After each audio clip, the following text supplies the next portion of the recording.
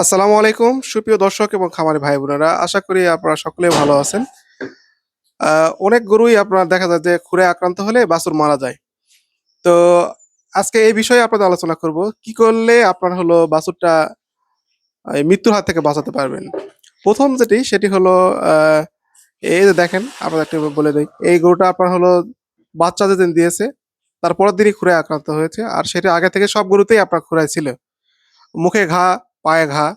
তো এমন অবস্থায় আমি যেটা পরামর্শ দিয়েছিলাম, বাচ্চা হওয়ার পরে যেদিন বাচ্চা হয়েছে সেদিনই আপনার হলো এই বাচ্চাটাকে আপনার আহ, কিনা দুধ আপনার পপুলারে যে দুধ আছে সেই দুধে আপনার সাজেস্ট করেছিলাম।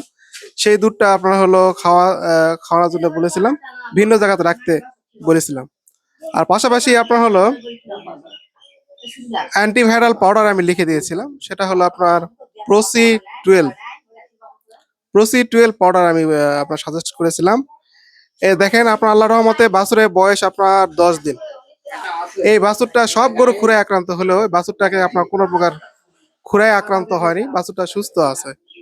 তো যারা বাছুরকে বাঁচাতে চান তারা একটু যদি খরচ করেন, আহ, একটু যদি যত্ন নেন, আশা করা যায় ইনশাল্লাহ আপনার গরু এবং বাছুর দুটি সুস্থ থাকবে। বাছুর জন্মের পর অবশ্যই যদি খুরায় আক্রান্ত দেখেন তাহলে আহ, অন্য জায়গাতে স্থানান্তর করতে হবে, মায়ের দুধ খাওয়ানো যাবে না।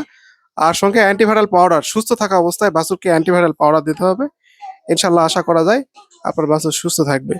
ভালো লাগলে লাইক শেয়ার করে অন্য খামারিকে দেখার জন্য আহ, দিবেন। সকলকে ধন্যবাদ। আসসালামু আলাইকুম।